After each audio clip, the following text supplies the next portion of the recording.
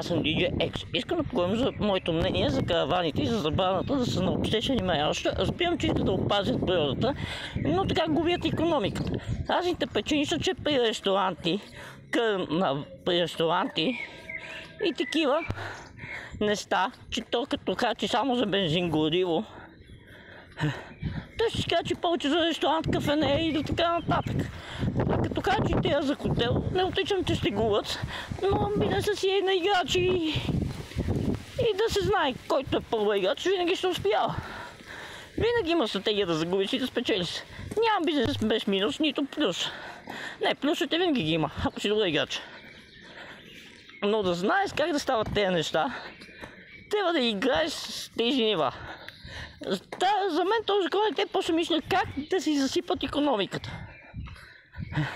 Музика да бъде с вас, аз съм DJ X от Българата си талант.